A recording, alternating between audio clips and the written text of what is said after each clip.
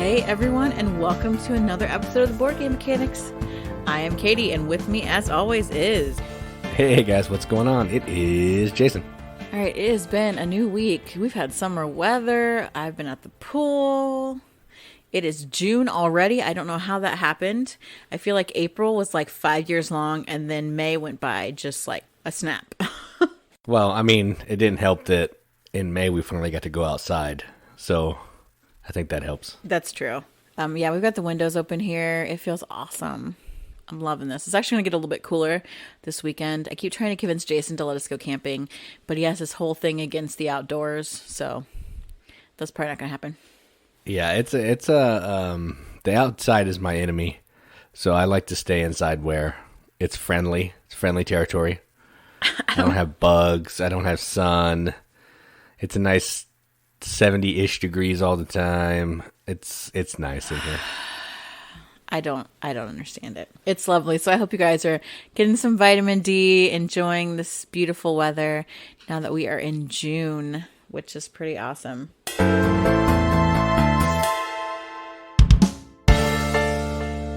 And because it's June, let's get started with some news. And I feel like there are some interesting things out on Kickstarter right now.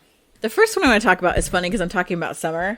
But this project on Kickstarter is called Upkeep.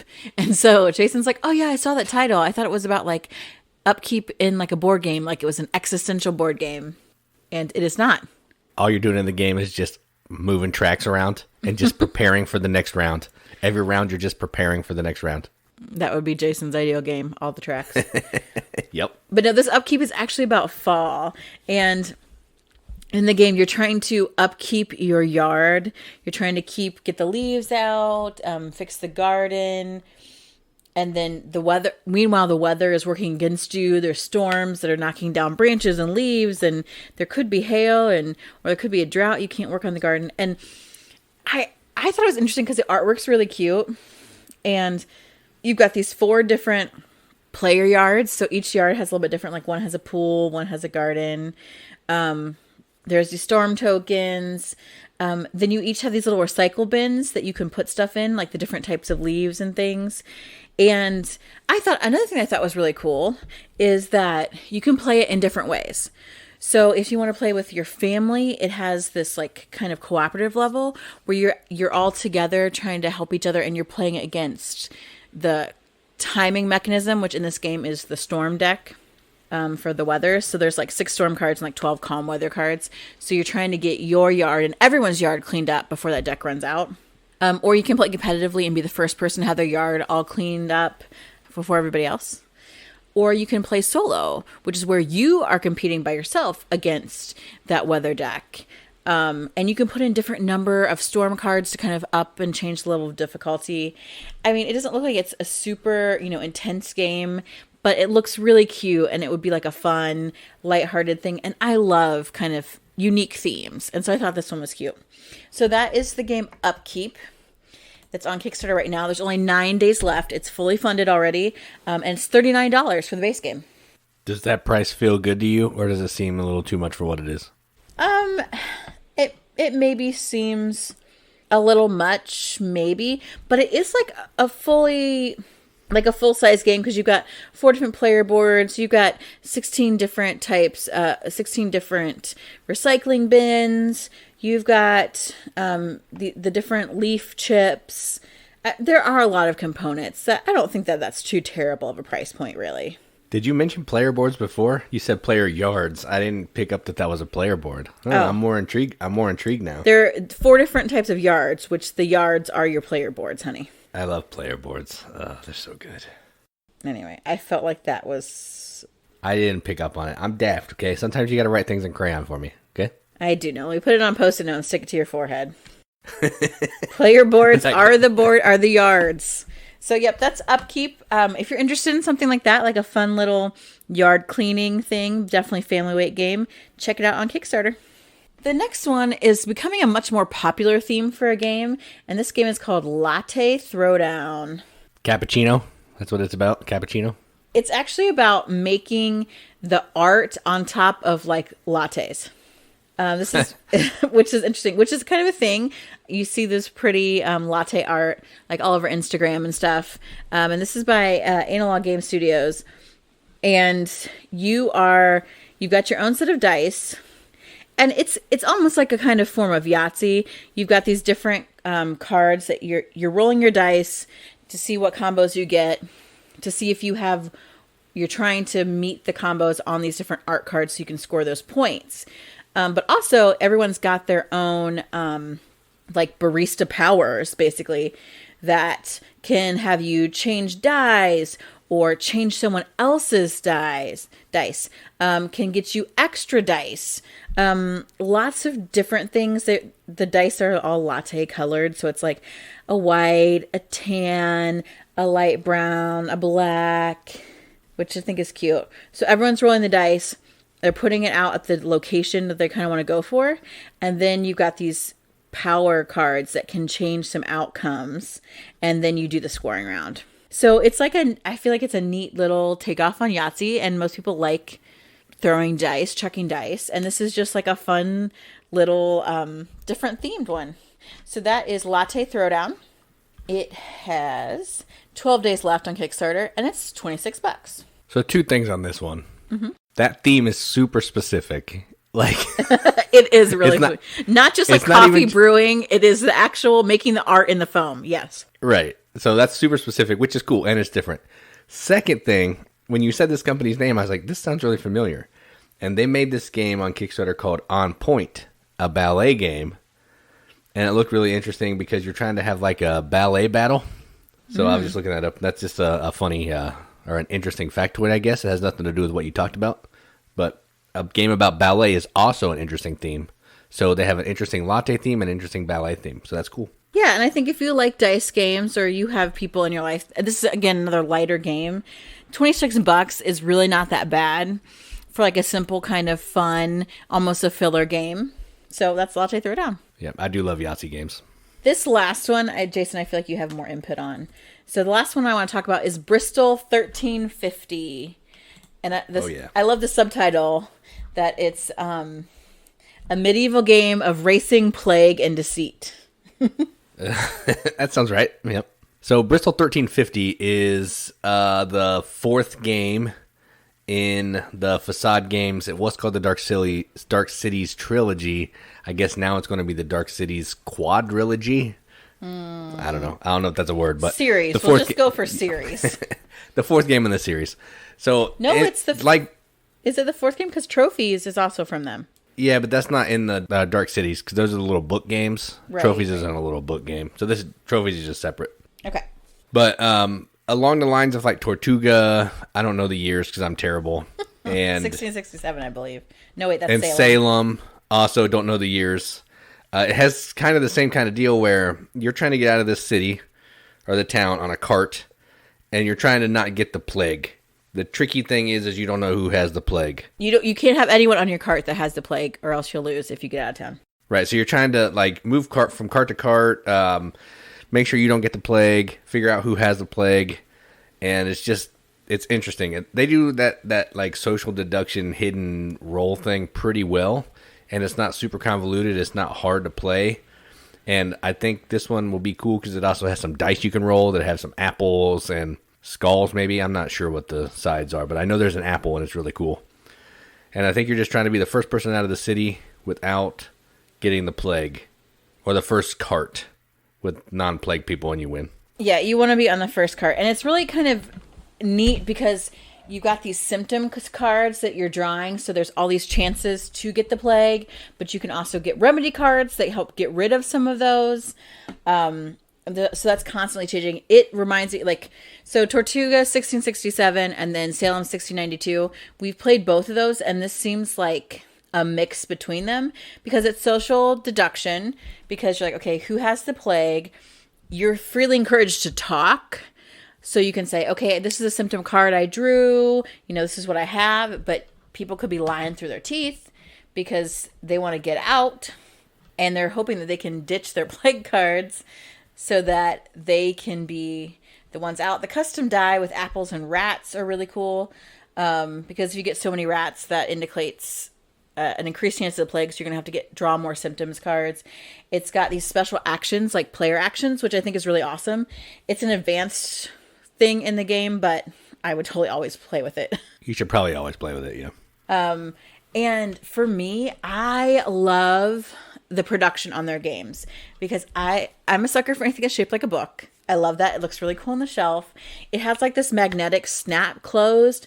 The board is actually a roll-up mat. The cards have these really neat, like, cool time period kind of setting artwork.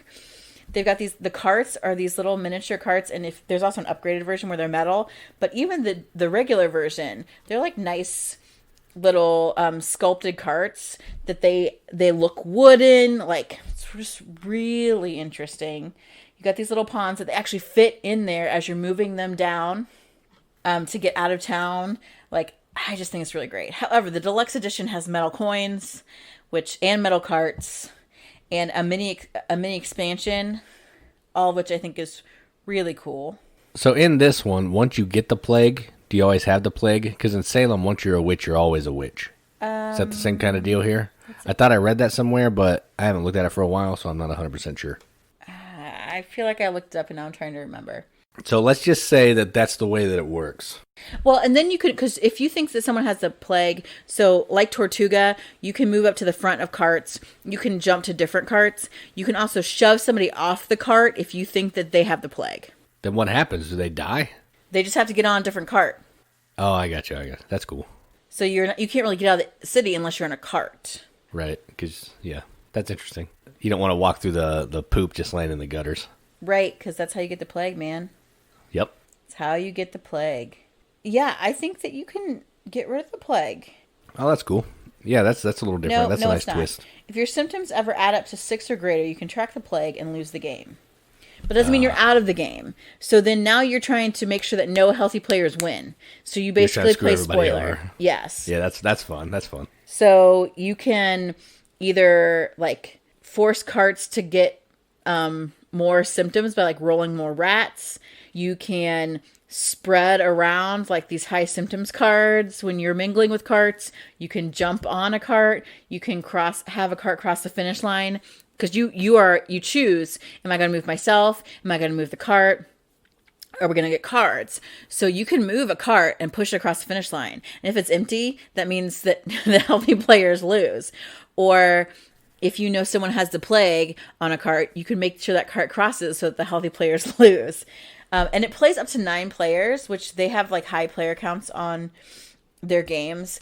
And they're local to us. They're from Columbus, which I think is really awesome. And there's even that is cool. There's even a solo variant for this. So it's 1 to 9 players, which I think is really cool. I really like their games. There's 12 days left. So I would encourage you guys to check it out because we really like this company. And it's $21 for the basic. I would like the deluxe because I want those metal coins and stuff. But Jason would probably not let me. I may back this at the $21 limit. That's pretty nice. But the deluxe is only $39, and you get like that's like 2 games. Listen that's to me. 2 of those. Listen to me. $39, you get 9 more exclusive characters, so they have their own player powers. You get metal coins. You get a mini expansion. You get the metal carts, and you get these little mini art prints. But I could buy the $21 version twice. Gosh. But it won't have the other stuff. It won't have the metal coins. But Courtney, I know you're with me on this. Metal coins are the way to go. And metal carts. Metal coins and carts. But the standard edition that does give you the 9 Kickstarter exclusive character cards and all the stretch goals, $21. So there's 12 days left on that. So Bristol $13.50, especially if you like social deduction games or you have big groups. This is kind of a game that seems like it would be fun to get people involved. Say, oh, do you have the plague? Do you not? What carts are you moving? That fun little subterfuge. But it's not all social deduction where you're just looking at each other and trying to figure out who people are just based on the way their face looks. You actually have actions that you can do to back things up, to try different things. So that's, Bristol $13.50. 100%. Their games are great to play with big crowds, and they're actually fun to play. It's not just like sitting around and playing cards on each other. You're actually playing a game. And they do it really well, which is cool. So of all the news pieces, this is definitely one I'm most intrigued by. Oh, man. 100%. I like the upkeep, the yards. That's true. Now that I guess now that I know the yards are player boards, I'm a little more interested in that too. And that's all I have for news.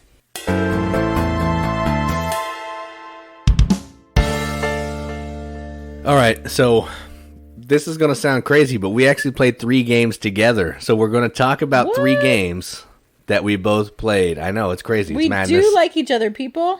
Yeah, I know. I don't know if we can do this, because usually it's like I played 2 and you played 1, or I played 3 and you played 0. But we're going to try it. We're going to see how it works. So the first game we want to talk about is an Uwe game, and it is called Mercator. Mm-hmm. In Mercator, what you're trying to do is you're moving around this map. You're going to different locations like Denmark, Bohemia, France, and you're collecting different types of cubes. They're going to represent one of 2 goods.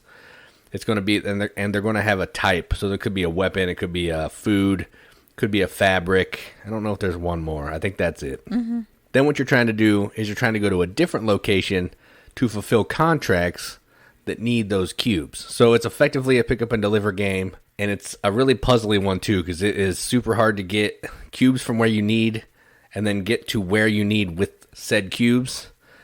And you can piggyback off other players' turns and give them some time, and you're trying to like manage how well you're going some places, because if you run out of time on a board, the game is over and you may not want to be done yet. So it's a nice, I guess it's an exercise of efficiency, and I kind of like those games. I lost as per usual. No, you didn't. Oh, I won this one? I take it back. I love this game. It's great. I'm pretty sure you beat me, because I am not. No, maybe. Yeah, I think you did. I think I did. I'm not good at efficiency. I'm just playing my own game however I want to play it. It's because Katie likes to spend $42 on a game that you can get for $21. Oh my gosh. Do not even bring that into this discussion. How dare you? How dare you? All right, I'm not going to call you a Karen again, because I was going to call you Karen right there. Right there. Pulling stuff out of like ancient history, last segment. I'm going to call the manager. That has no bearing on this segment. The thing that was hard for me about this game is that it's pick up and deliver. And so you have contracts, but you never get rid of the contracts unless you sell them. So you could keep filling the same contract over and over again.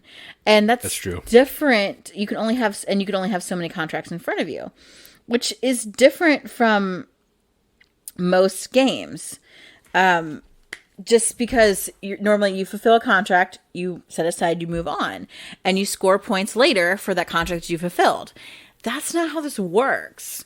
You actually don't get points from fulfilling the contracts, which is so annoying to me. You get a better contract. So if you fulfill a 5-level contract, you get a 6-level contract, but you get to keep the 5-level contract. Yeah, it's tricky. Right. So you're trying to move up in your contract levels, because the level of the contract is the level of points you get. So as you're using those lower contracts as stepping stones to bigger and better ones, but they're harder to get to fulfill. And then you want to, or another way to get points is to buy these like building cards that give you points as well. So you're selling contracts to get money to buy building cards, but then you're selling off your points essentially and hoping you convert them into better points. And so the first time we played it, I did not do as well as I think I could do, or I'm capable of doing, because I just was like, I'm playing my own thing. And I'm like, wait, why aren't these contracts helping me at all? Yeah, I think next time we play it, you'll get it, and you'll probably beat me like 1,000 to 10. So, I mean, you can look forward to that. I will. Yeah, so I played this twice. I played it with Brandon, and you've only played it once, but yeah, I enjoy it quite a bit. The first time play, I wasn't so sure, but the second time, I did enjoy it more. Yeah, I think it will definitely grow on me, and it is because I like games where each choice really matters. Not so much that you're completely screwed up if you make a bad choice, but it's saying, okay, do I want to follow because I can get stuff? Or, if I want to go here and I can get these cubes, these resources, can I fulfill any contracts there at the same time? How can I make this into an engine that really works for me, where I can go somewhere, get resources, and fulfill a contract all at the same time? And so really like trying to queue up those different combos, makes it really interesting. And so it is thinky and puzzly, even though it's really deceptively simple as far as gameplay goes. Oh yeah, 100%. It's like I messaged the Scott, and because he traded it to me, I was like, "Is this game supposed to feel this easy? Because I'm just going to a place and taking the stuff. Like it feels like I'm missing something." But just the way it plays, I guess. Right, because you go to a place and take stuff, but do you need that stuff? Is that going to fulfill a contract? Can you complete the contract while you're there? Do you have enough turns for that? Like, do you want to go somewhere? Are you going to like get more time off the time track and speed the game up when you really want to complete more things and move more stuff around? Like, there are a lot of moving parts in this game. And so I really enjoyed it. All right, what you got? What's the second game that we played? The second game, at first I thought, I'm going to hate this game. And that game is called the 100 Torii. So this has the theme that I love. It's a Japanese themed game. The artwork is so pretty. And you're trying to take a walk through a Japanese garden and look at stuff. Look at these landmarks. There are Inari statues. You've got these big, large stones. You've got these pretty water basins. You've got bridges. All these really gorgeous things. And so I love that theme. It's a tile laying game. I hate tile laying games because I usually completely suck at them. However, this is only squares, so I thought I can do this.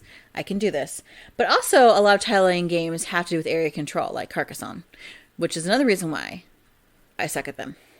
But this is not that. So in 100 Torii, you have 2 tiles. On your turn, you choose to play 1. Then you are looking for matching landmarks. Either from the start tile, which has one of every type of landmark, or from other tiles. You're trying to find the closest path between 2 of the same landmarks. And when you do that, you're going to get tokens of the landmarks. Now there are these Tori, which if you don't know what a Tori is, it's these beautiful Japanese gates. There are 2 different colors of Tori, red Tori, blue Tori. Red Tori will give you an extra one of your landmarks, and a blue Tori will let you pick any that's not the landmark you matched. So you're going through and you're just trying to get the most points by collecting groups of 5 of the same type of landmark. Then you can also use helpers, which I think adds another level to the game, where you can hire like a gardener or a geisha or a samurai, and they kind of allow you to bend the normal rules. Maybe you can play 2 tiles and then score the second one.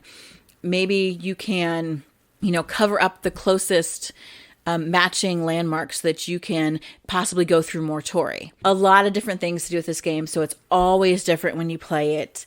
A lot of different ways to score points, depending on what you want to go with. For me, I'm usually bad at these games because I'm always like, oh, everyone sees what the longest path is and what the best thing to do is, and I don't. But the great thing about this game is you're scoring points as you go. So let's say maybe every time you're not having the maximum kind of turn. But every once in a while you do. Every squirrel finds a nut. So maybe one time you'll find a really great long path and everyone's like, oh, that's a great thing. I wanted to go there. I'm going to see if I can use that somehow on my turn. And it makes you feel really good. Even if you're not winning, you still get these kind of small wins along the way that I think make the game really engaging and a little bit more fun, even if you don't win. So I really liked it. I'd actually want to own this one. Yeah, that's surprising. I figured you would hate it, but the one thing that I like about it is until you get so many of each of the little tokens, they're not worth points, but they're used as currency. Mm-hmm. So you're trying to figure out and when you want to cash them in for points. Well, you have to cash them in once you hit 5 or 10. But you're trying to figure out, do I want to spend this token now, and then it'll take longer to get to 5? Do I want to just hold it and take something else so I can get to 5 at this, faster? So that was pretty fun to me. And the one character that lets you cover up the landmarks, the poet, he's amazing. Or she, I'm not sure if it was a male or female. It doesn't matter. But that character was awesome.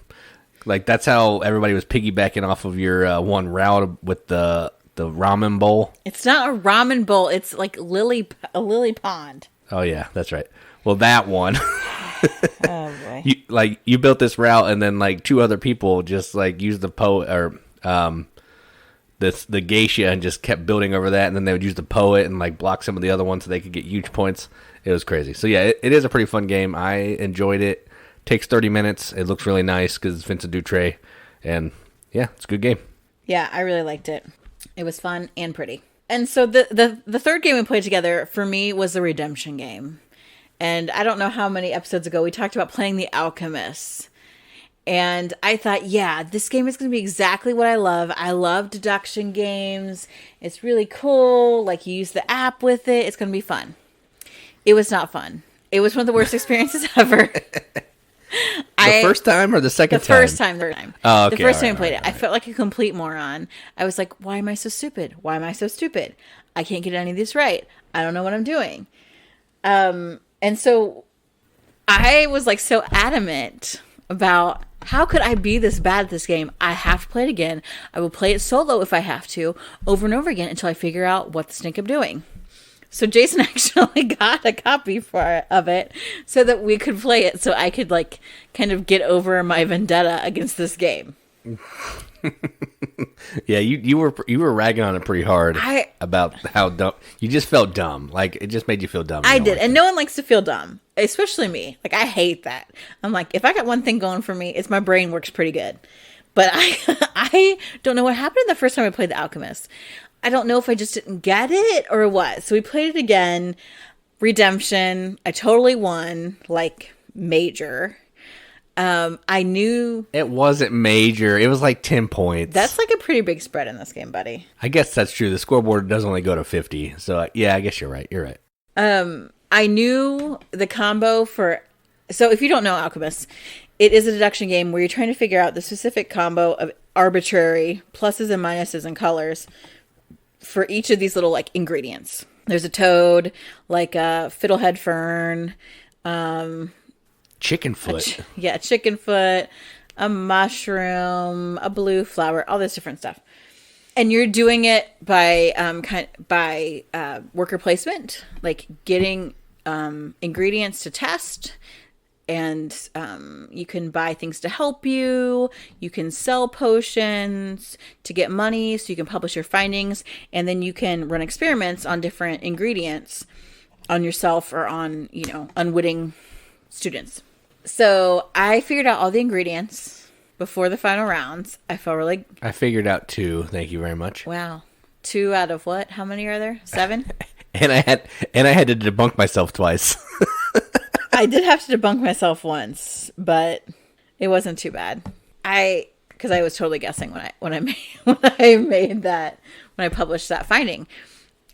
It like just clicked for me. And I don't know if it's because I seem to do better at 2-player games than at higher player counts for some reason. Well, it's because you know that your competition is like terrible. So I think that helps you a little bit. It's not true, honey.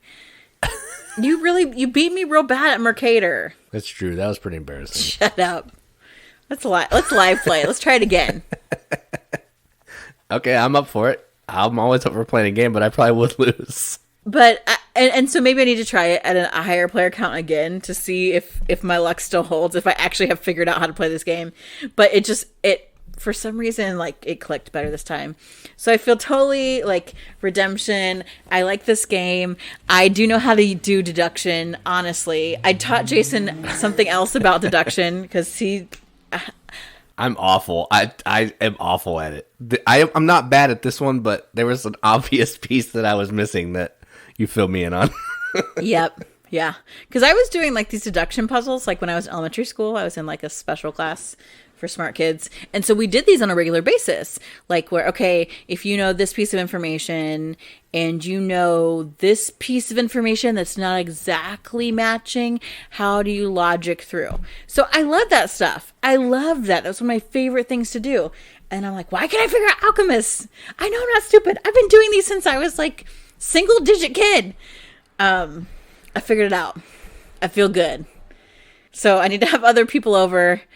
We're going to play it with a group of 4 again, and I'm going to make sure my brain still works at 4. I don't know. It'll be tough to play it at 4 after playing it at 2. It's just so much faster. And it doesn't really add anything extra with extra people other than time and more people getting in the way. Well, and that's the thing is like then you're competing for spaces and it's different. I think for me, when there's more people, you're really trying to publish and get things out there. And I feel the pressure of that. Whereas with two, I didn't feel pressure with that because I'm like, okay, all I'm trying to do is figure out the deduction component of this game. Screw the rest of it. I don't care. All I'm going to do is figure out these elements. Yeah, I guess there would be more opportunities for some endorsements and stuff with more people. Right. So you wouldn't have to actually come up with stuff. You could just say, hey, you sound pretty smart. I want to just ride on your coattails. And that's what I did last time, and it was a train wreck, so. Yeah, that's true. Who knows? But that was Alchemist. Alchemist is good. I still enjoyed it. I liked it the first time because I won. I liked it the second time even though I lost. And I like it too because it's so fast. Well, it's still like 2 hours, but that's faster than 4. It didn't feel long, though, I don't think. That's true. Yeah, it might have been an hour and a half, but either way, it was good. Yep. So that's the games we played.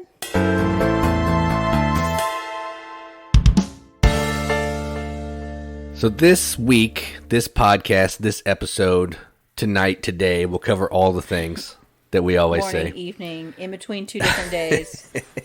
Yeah. Twilight, dawn. We're going to talk... We're going to talk about games that have aged gracefully. So what that kind of means is a game that is from 2010 or before. So in board gaming, that's like ancient games. Our base criteria is 10 years old or older. What this means to me is a game that feels like it could have been made today and it still holds up. So like if I pick up this game, it feels like it's fresh, it feels new, it feels good still. And I enjoy playing it a ton. And just because it's 10 years old, you can't tell. So that's kind of what I mean, what my criteria was to see how a game aged gracefully. And now, what did you do? Because I'm sure it's the complete opposite. It is completely different. I think that's crap. I think a game that ages gracefully is one that is still a good game, regardless of its age. So, for example, we picked 3 games. The Gambler could have been all 3 of those spots for us because it's a game that is over 10 years old and it's still fun to play here in 2020.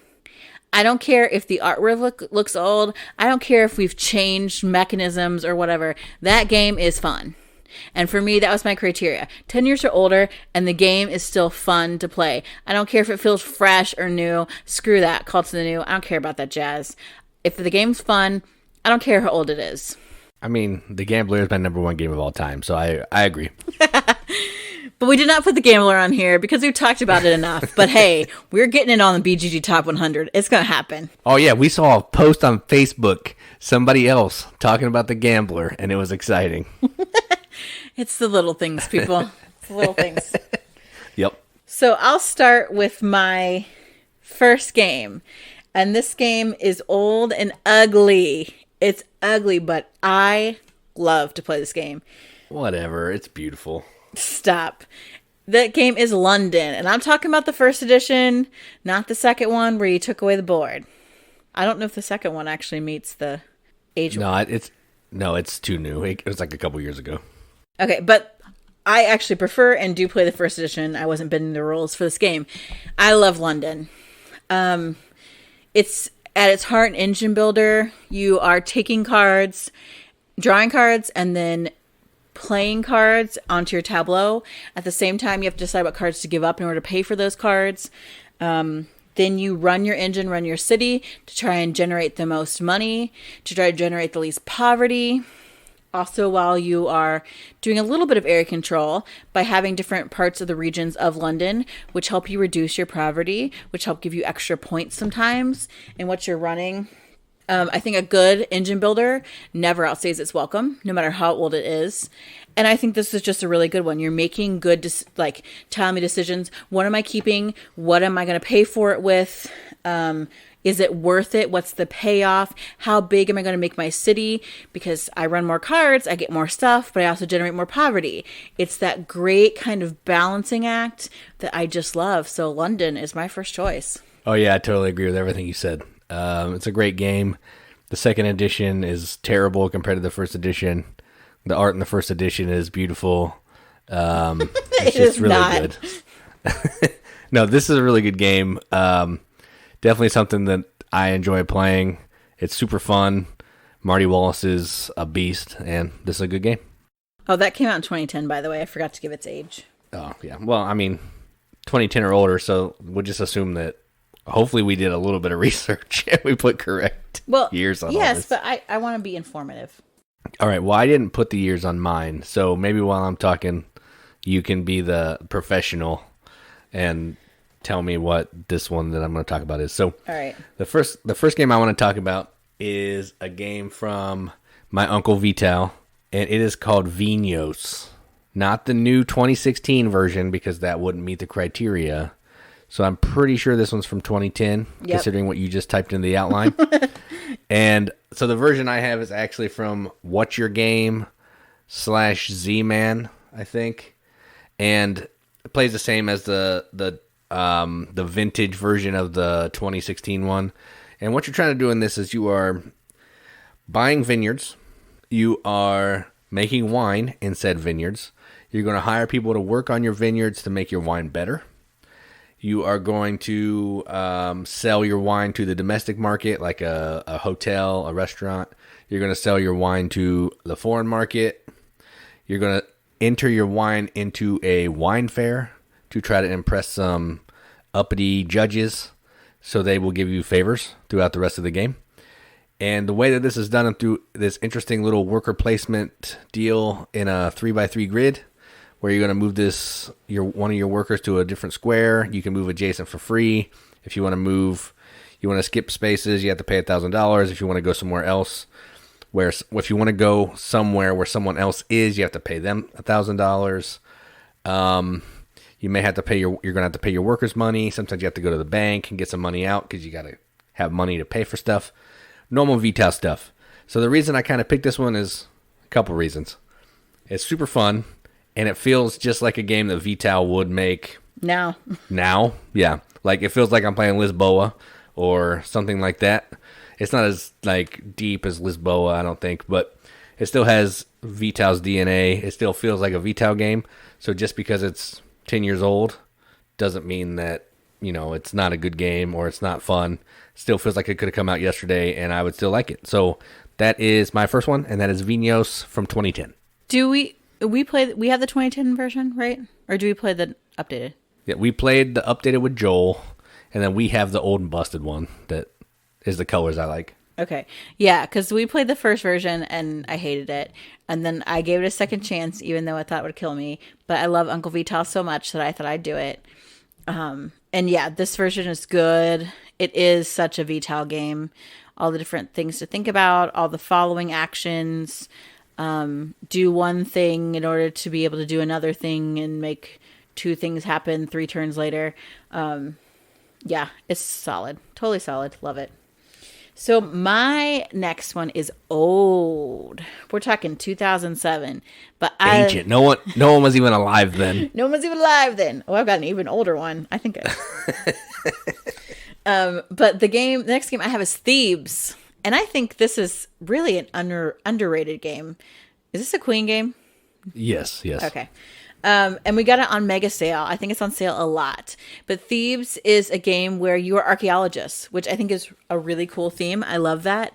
But the thing about Thebes is it's so thematic. So you want to go be an archaeologist and dig in these different dig sites with these ancient civilizations, Mesopotamia, Greece, Egypt, all these things. But a good archaeologist has to study. So you go to these other cities so that you can study, collect some knowledge, maybe get some vehicles to help you get there. Because not only do you have to have knowledge to help your dig, you also have to spend time there. And so the turn kind of mechanic for Thebes is how much time you take at a dig site. How long does it take to get somewhere? All those things are a factor. And then it's also really thematic in that it's a bag pull for whichever dig site you go to. It has its own bag. It has a number of different values of artifacts in there, and it's got some dirt. Because when you go digging somewhere, you're not automatically going to find a really priceless artifact.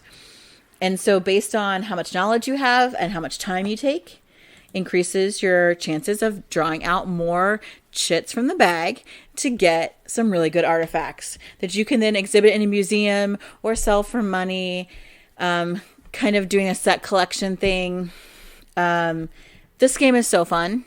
I don't care that it's from 2007 because it feels like, Quacks of Quedlinburg, very recent game where you're blind drawing out of a bag. Again, making the most of what's in there. There's some good, there's some bad. Yeah, the mechanics in general are different, but we're still doing that blind bag drawing because there's something about that push your luck that we love. And then there's a time management piece. And then I've got to learn some knowledge. And then I'm racing you because if you take out some artifacts, there's going to be a lot more dirt in there versus what is actually available for me to dig for. I just think it's a fun game. I think it's an underrated, kind of under the radar game, but I do like push your luck. I do like really thematic games. And so Thebes for me is a great game that's aged gracefully. Yeah, I like this game quite a bit. And if I would have a game that would be like Indiana Jones, this one feels pretty Indiana Jonesy. For sure. Because you're traveling around to different places digging up for artifacts. So I mean, there's no Nazis trying to kill you or anything. Or that's true. Take that's your true. heart out. But it's still pretty good. Thebes, the Temple of Doom. Yeah, that'd be awesome. Yeah, that's a good pick. All right, so Katie in her first one said that she wasn't going to cheat by doing a second edition. But in this one, I'm going to cheat by using a second edition that just came out last year, I think. Mm-hmm. And it's called Pret-A-Porter. But that's probably only because we can get our hands on the new edition and we can't get our hands on the old edition. Yes, that is correct. But the first edition, when the game was first came out, it was from 2010, from Portal. The new one's from Portal. It has pretty much the same mechanisms, just more updated art and a little more streamlined, I think. But Pret-A-Porter, what you're doing is you're running a fashion house, and you're trying to put on fashion shows of certain types of lines of clothing. So maybe you'll have leisure wear, sport wear, formal. I don't know what all the symbols are. I know that they just have symbols. And then you're going to be selling those for a pile of cash. You're going to be using that cash to buy better buildings for your fashion house, to hire better employees, to just make your building better. And the goal of the game is to try to have the most money over, I think, 3 rounds or something like that, 6 rounds. And this is a super fun game. That was a horrible explanation, but we have a video on our YouTube channel, so you can go watch me actually play it and not, sound like a moron. Maybe I'll sound like a moron, but you can still see how it works. This game, I think, is really strategic. It's up there with a lot of the heavier games that we like to play. Like Coimbra and Grand Austria and Trismegistus and all those things where you're keeping track of multiple items, where every worker placement that you make is maybe a chance of you giving up on something else on that turn. It's just a great game. I actually would like the earlier edition. I was looking on the Geek Market to see if there is any, but then I think we want second edition maybe or something. I mean, yeah, I don't know. Yeah, this is technically like the 3rd or 4th edition, I think, but it's the one that looks the most different, the new one. The other ones are just tweaks around the edges, I think, on the older one. Yeah, I kind of want to have the older one to compare because we tend to like the older versions of games. I mean, I love the new one, and I think it's really cool, but I wouldn't say no to a second or first edition. Oh, yeah, I mean, the old one's like tan and beige. I mean, come on. That's right up her alley. Yeah. That's got BGM all over it. Okay, so my last one is the oldest game on this list. And in my opinion, it's one of the best games. This game is really hard to find. And really expensive when you can find it. And we lucked out somehow to find a copy on a shelf somewhere at a decent price at a board game shop. Cool Stuff Inc. Online? Yeah, I got it from Cool Stuff. It was like $30.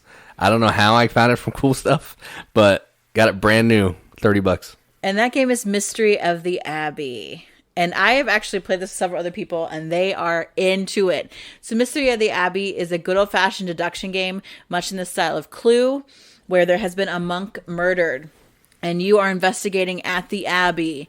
You are looking for clues. You can go into rooms with other monks and ask them questions. And you've got this really funny player board that has all the different monks that are present at the Abbey.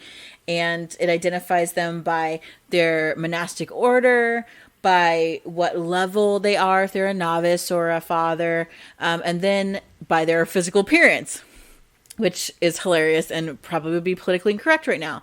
But if they have their hoods up or their hoods down, if they have beards or no beards, if they are fat or if they are thin. And it really kind of is like Clue Plus, because it really opens it up. You can ask all kinds of questions of different people. Everyone's hearing you ask the questions. So there's all this constant player interaction. So even if you are not the one moving your piece around and asking about certain monks and what information the players have in their hands, you can hear what other people are saying and receiving. There's also these specialty cards that allow you to maybe break the rules or get a bonus move or do something completely different. Like it's... And you switch up the cards every so many rounds. It's really fun. It's so great. I wish that more people had the chance to play this, because growing up, I really loved Clue. And then I found Mr. the Abbey, and I'm like, this is the game I've been wanting my whole life, because it's like grown up awesome Clue, and it's so great. So my third games that have aged gracefully is Mr. the Abbey. It's from 1995. This game makes Clue look like a piece of trash. I don't know about that. A terrible kids game, a game that like was designed by me in like it does smell. The middle of the night after I stubbed my toe on a Lego. That's what this makes Clue feel like. It does not. Stop. No, mostly the thing I like about this one is you can win by not actually guessing who the person is.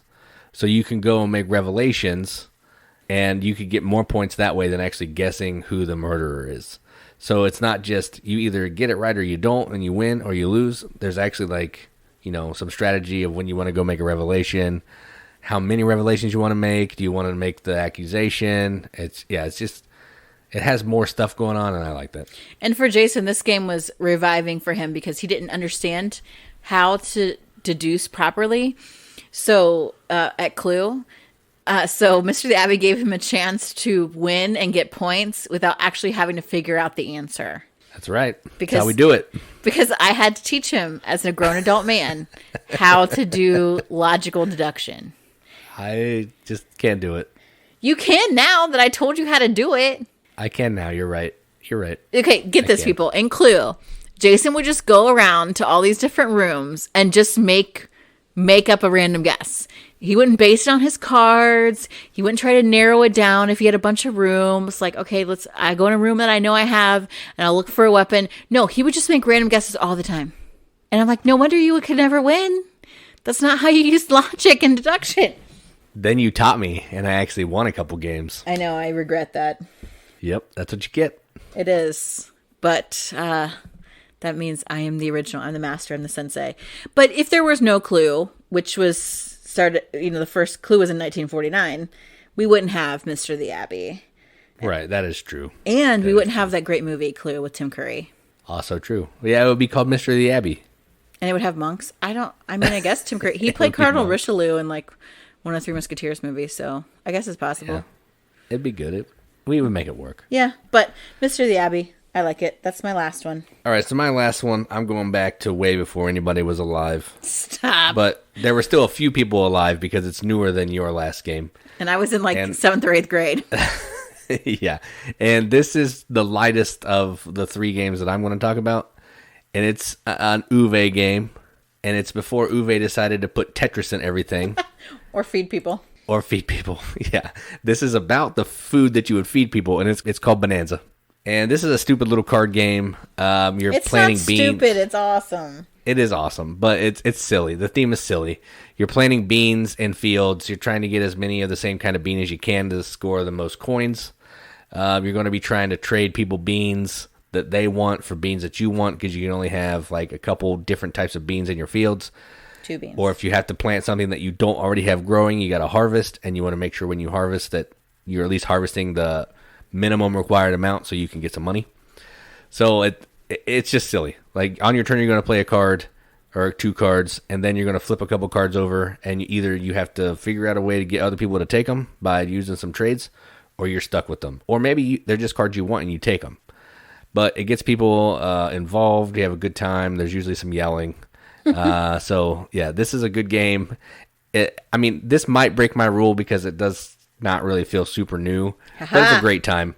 Yeah, right. So it's a great time, and I'm going to let it fall in Katie's criteria.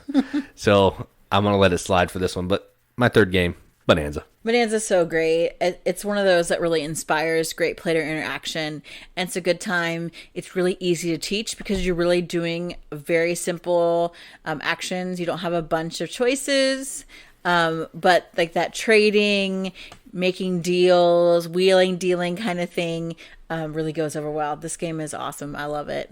Yeah, and if you get tired of playing just the base game, there's like 5 or 6 expansions that just jazz it up a little bit. So something to be on the lookout for. Yeah. And I mean, we've definitely left out some games. There are plenty of honorable mentions. Obviously, The Gambler, number 1. ICP's not 2010. Yeah, watch yourself. It should be. Remember, you didn't do the research for the dates. I did. That's true. The Gambler, For Sale, Mercator. There are a lot of games out there that are 10 years or older. And I think part of the reason why I wanted to do this episode is because in the board gaming kind of arena, we are so quick to move on to the new hotness. We forget games. So many games come out in a year that a bunch of them slip past our radar. And then, if they're older than a couple years, they've moved on. And I think we're missing out on some really quality games. So tell us, what are your favorite games that are 10 years or older? What's aged gracefully for you?